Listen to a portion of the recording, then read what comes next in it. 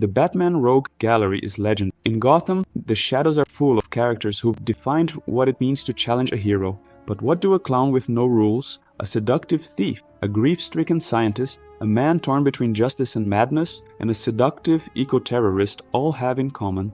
More than just storytelling devices, Batman villains are his mirrors, his trials. Each of them reflects and challenges a different aspect of the Caped Crusader, to make him the complex and multifaceted, tortured hero that he is. If you want to learn what makes a great villain in fantasy, look no further than this video. I am a huge DC Comics fan, and we are technically still talking about fantasy and sci-fi here. So I think there's no better way to explore this theme of villainy with multiple concrete examples of the best this area has to offer. Why do Gotham's criminals stand out in a genre flooded with forgettable bad guys? The answer lies not in their costumes or their powers, but in what they represent. Each of Batman's villains reflects a different truth about storytelling, character, and conflict. In this video, we'll explore 5 of the most iconic, and through them, uncover 5 essential pillars of great villain design. We already explore fantasy villains in more general terms in this video here. You'll find the link for it in the video's description.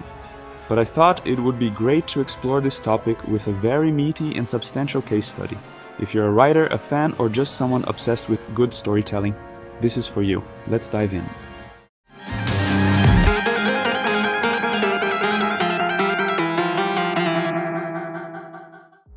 Batman's Rogue Gallery stands as one of the most psychologically rich and thematically layered collections of antagonists in fiction.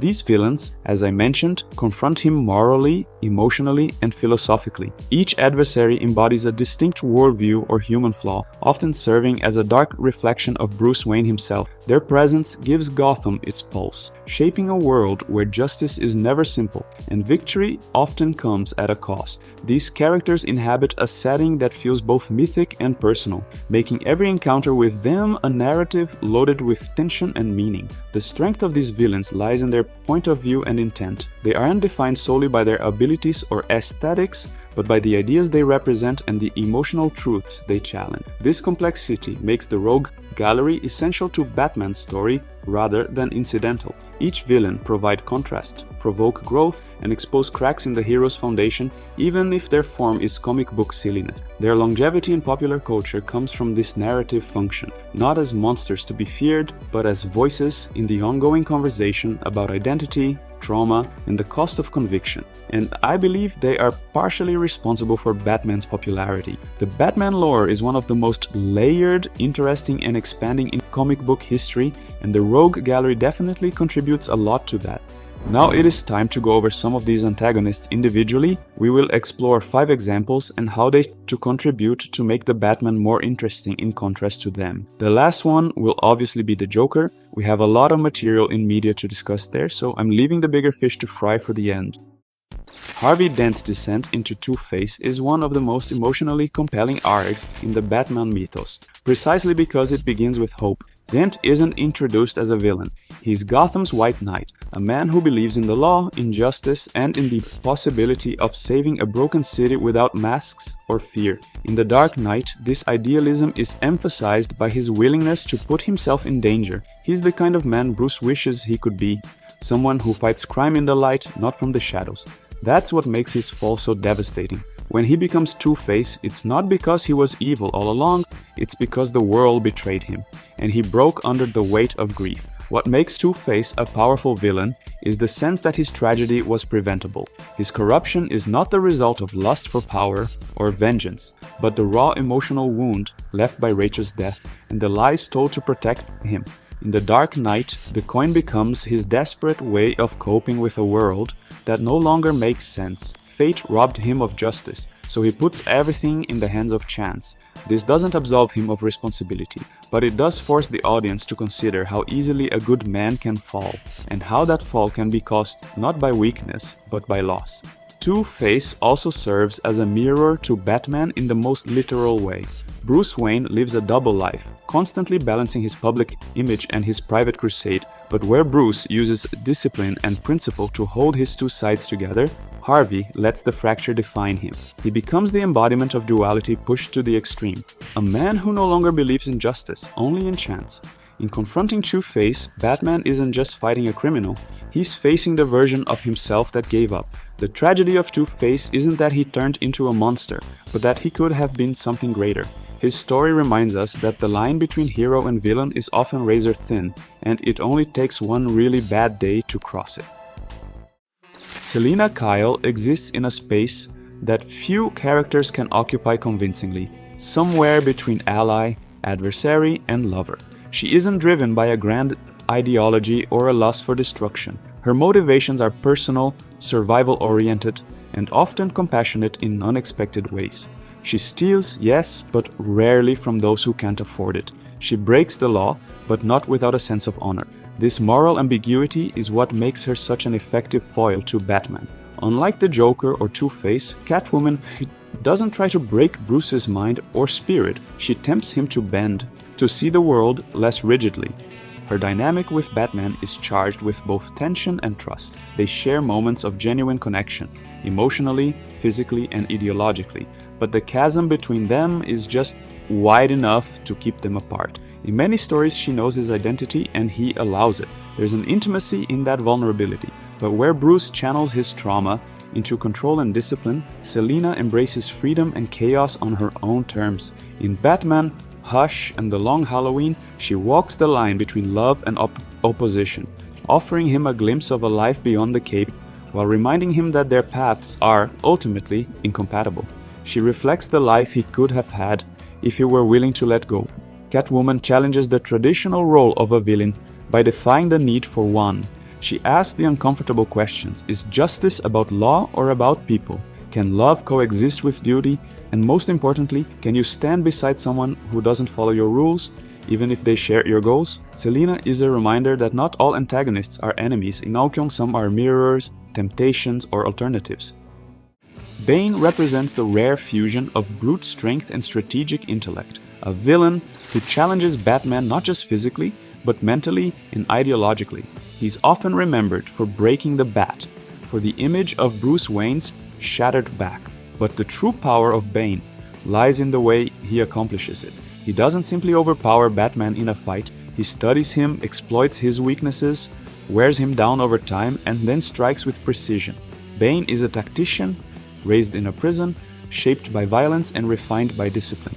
Unlike villains who act from trauma or moral delusion, Bane operates from a sense of self-made destiny. He rose from nothing, born in a pit, designed to crush hope, and emerged stronger than anyone expected. That origin fuels his worldview, that strength is earned through suffering, and those who have power without that suffering are unworthy.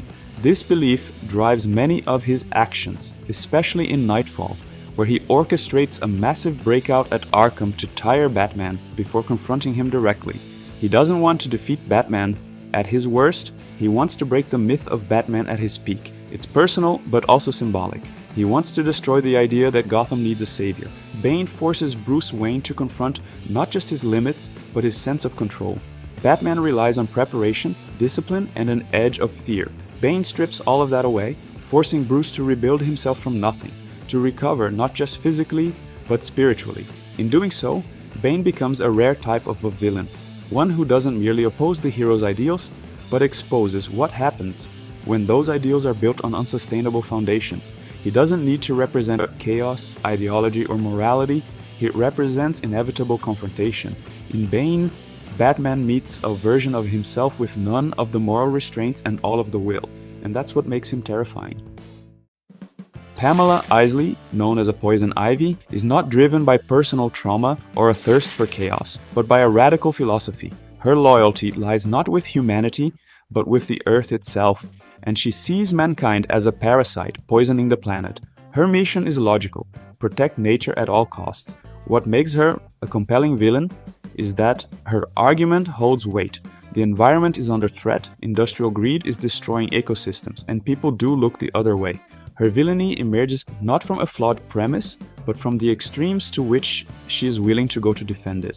Unlike villains who seek to break Batman physically or emotionally, Ivy challenges him ethically. Her presence in Gotham isn't always framed as a crisis. Sometimes her goals align with the greater good. She stops polluters, takes down corporations, and restores balance where there was destruction. But she does so without regard for human life or societal structures. This makes her dangerous not because she's wrong, but because she might be right, and because compromise is not part of her vocabulary. What makes Ivy particularly effective is her unwavering commitment to her beliefs. She's not interested in redemption or debate. She sees herself as a force of nature, not a person to be reasoned with. In some versions of the character, she even views Gotham as a blight to be erased, its people irrelevant in the face of planetary survival. Ivy represents the villain as ideologue, someone whose righteousness becomes dangerous because it's applied without mercy or nuance. This kind of villain is not unique to Ivy. Ra's al Ghul also embodies ideological extremism, albeit on a global and more calculated scale. Like Ivy, Ra's believes in restoring balance to a corrupted world. But where Ivy fights for nature, Ra's fights for order and legacy. He sees mass destruction as necessary to preserve the Earth's future. And like Ivy, he believes that compromise weakens purpose. Both characters force Batman to confront uncomfortable truth, that the systems he defends are broken and that morality is often too slow to act. But where Batman draws the line at killing, both Ivy and Ra's have already crossed. In their eyes, to save what matters most. They reveal that true villainy doesn't always wear madness, sometimes it wears conviction. The Joker is an ideology made flesh.